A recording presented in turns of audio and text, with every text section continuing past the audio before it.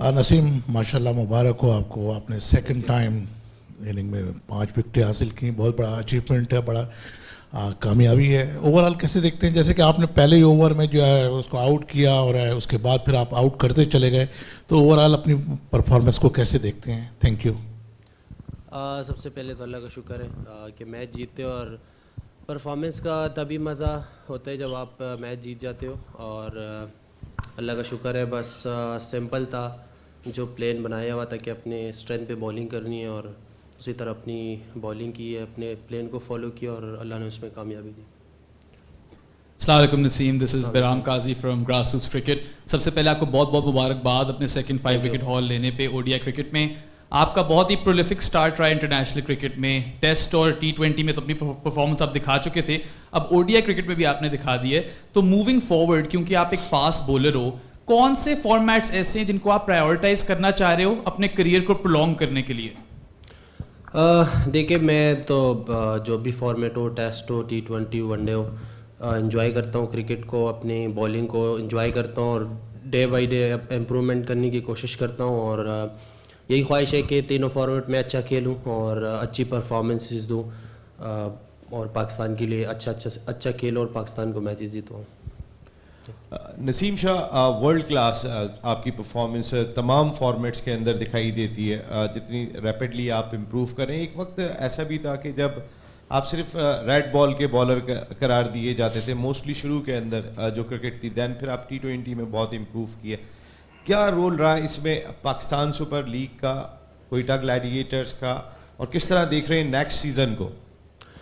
नहीं, देखिए, test cricket से आपका ये होता है कि जितनी ज़्यादा बॉलिंग करते हो तो आपको बाकी क्रिकेट थोड़ी सी उसके बनिस्बत आसान लगती है, क्योंकि शॉर्ट फॉर्मेट होते हैं। और बिल्कुल जितना आप प्रेशर के गेम्स खेलते हो, जैसे पीएसएल के मैचेस होते हैं, बाकी काउंटी में खेला वहाँ से काफ़ी हेल्प मिला है, बाकी जो लीग्स खेला उनसे काफ़ी हेल्प मिला है। और कोशिश यही की कि अपनी स्किल्स को और इम्प्रूव करो, वाइट बॉल हो, रेड बॉल हो, या जो भी हो, और बस कोशिश की डे बाय डे। और स्टिल मैं यही कोशिश करता हूँ कि मज़ीद बेहतर करूँ अपने परफॉर्मेंसेस को।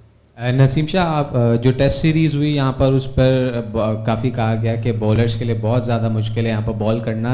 आज देखा गया कि आप लोगों को काफ़ी असिस्टेंस मिली, तो ओवरऑल इस पिच के जो इसका नेचर है वो चेंज हुआ है, उसको थोड़ा सा डिस्क्राइब करें।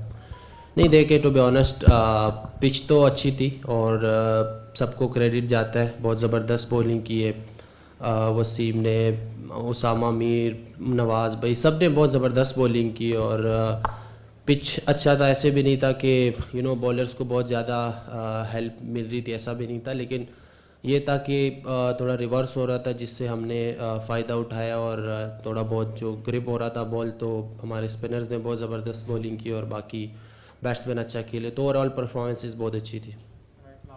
नसीम, पहले बहुत मुबारक हो माशाल्लाह आपकी परफॉर्मेंस पे। मुझे बताएं कि आप तीनों फॉर्मेट खेलें, इस तरह बात हुई और परफॉर्म भी कर रहे हैं। इंजरीज़ का बड़ा इशू रिसेंटली रहा है और ख़ास तौर पे जब हम इन कंडीशंस में खेलते हैं तो बहुत जान लगती है फास्ट बॉलर्स की। तो कोई बात हुई है या कोई सोच विचार है कि किस तरीके से अपना वर्कलोड मैनेज करना है? पीएसएल भी मैंडेटरी खेल रहे होते हैं आप लोग और वर्ल्ड कप भी आ रहा है इस साल, तो कोई इस पर बात या कोई सोच विचार है कि कैसे वर्कलोड मैनेज करना है?